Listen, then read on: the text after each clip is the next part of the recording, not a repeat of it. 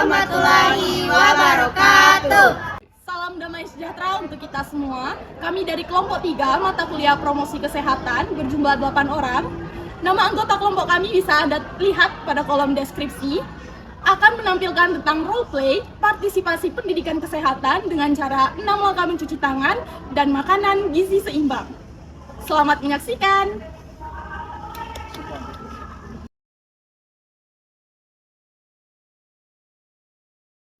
Ya ampun Bu Rayu, tiap sore dikumpulin kayak gini.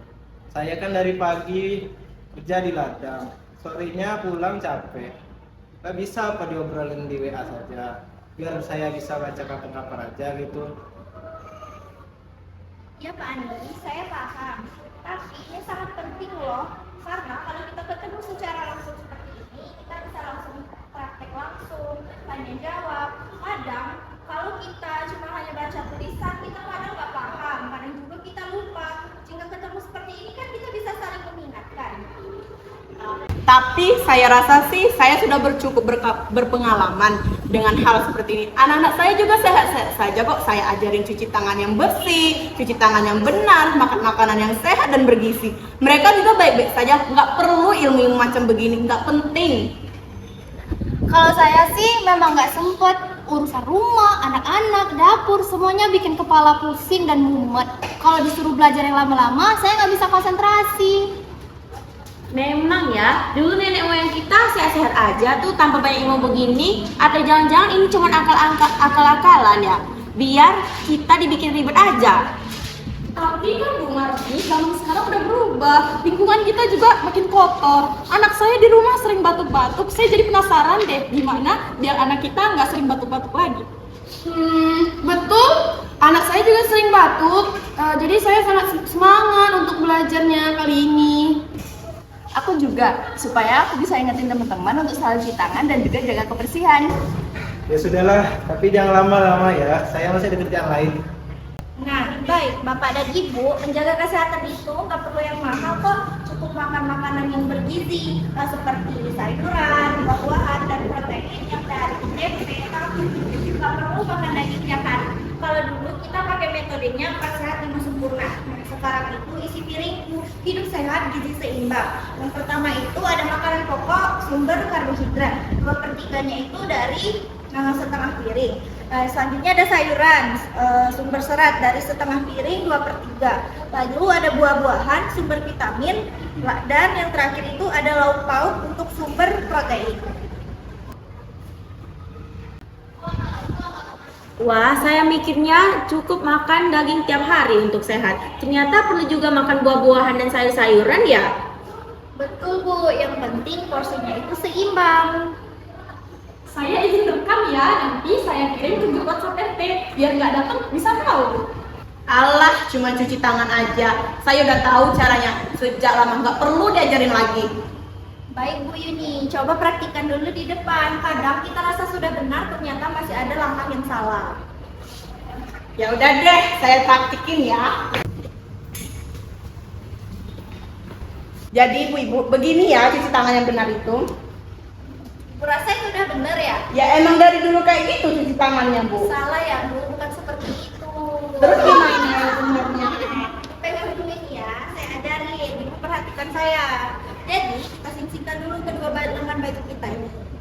Kita taruh sabun di atas ini. Kita gosok-gosok. Setelah itu kita gosok ujung jari kita selama 3 kali kanan dan kiri. Lalu sela-sela jari kita kunci kiri dan kanan. Begitu pula di jari kita gosok seperti ini, memutar kiri dan kanan juga. Terakhir itu ujung kuku ini kita gosok-gosok melingkar atas telapak tangan kiri dan kanan lalu bilas. Seperti itu ya Ibu. Jadi selama ini saya salah ya Bu. Jadi yang benar itu memang mempunyai trik 6 langkah yang benar untuk cuci tangan. Benar Ibu. Jadi begitu ya Bu. Jadi saya lebih mengerti sekarang. Iya Bu, silakan duduk ya. Ya Bu.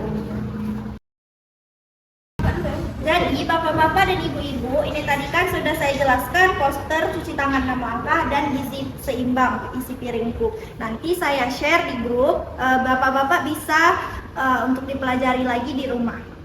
Iya tuh, posternya bagus dan bisa ditempel di kulkas atau di dapur agar anak-anak tahu.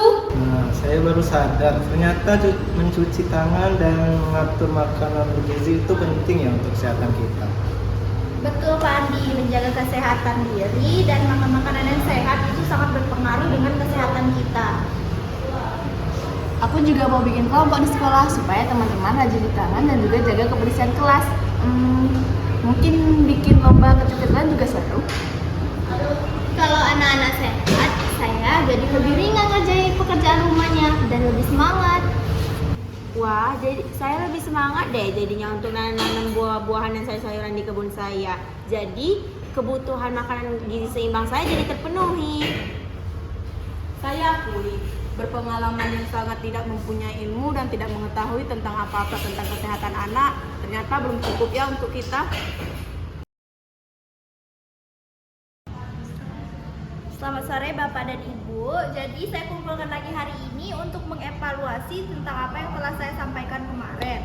Cuci tangan 6 langkah dan gizi seimbang. Apakah sudah Bapak-bapak dan Ibu-ibu lakukan atau terapkan di rumah?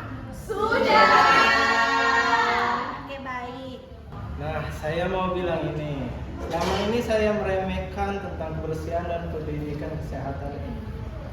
Ternyata hal sepele seperti menjaga kebersihan tangan dan makanan bergizi itu penting. Sepertinya itu memang penting. Anak saya juga sekarang telah menerapkan cuci tangan 6 langkah dan makan bergizi itu, anak saya juga nggak pernah sakit perut lagi. Saya pikir dulu ribet kalau peduli sama kesehatan, kebersihan, dan makanan sehat. Tetapi kalau anak kita sehat, pekerjaan rumah kita jadi lebih enteng, nggak ada yang rewel karena sakit. Saya juga sekarang sering banget tuh masa-masa sayuran dari kebun saya sendiri. Jadi anak-anak saya tidak sakit lagi karena dia makan makanan gizi yang seimbang. Saya akui, ilmu adalah hal yang sangat penting bagi kita dan keluarga. Untuk menemukan hal-hal yang baru, kita harus untuk mencari ilmu yang baru juga. Saya akan lebih teliti lagi untuk kesehatan saya, terutama pada keluarga. Video yang kemarin saya kirim, udah saya bagiin ke grup sebelah. Katanya mereka juga tertarik loh sama yang kita promosiin. Aku juga makin semangat. Di sekolah aku ngadain kelompok kecil dengan teman-teman, yaitu kelompok cuci tangan rutin. Guru-guru juga senang dengan kegiatan kami. Wah, luar biasa semuanya. Jadi kita tahu sekarang bahwa pendidikan kesehatan bukan hanya sekedar teori saja, namun bisa memiliki dampak yang positif untuk kehidupan kita sehari-hari. Jika kita kompak, desa kita akan semakin maju dan menjadi desa yang sehat. Iya, ini juga langkah awal bagi desa kita karena bukan cuma desa kita saja yang terkena dampak yang bagus, tapi desa sebelah juga. Ayo lanjutkan, jangan sampai di sini saja ibu-ibu. Ya, ayo kita bikin desa kita menjadi contoh desa sehat yang keren.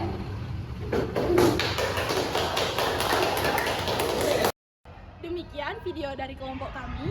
Semoga apa yang kami tampilkan dapat mengedukasi masyarakat di luar sana. Jangan lupa untuk subscribe, like, dan share video yang kami buat. Selamat menyaksikan. Bye-bye!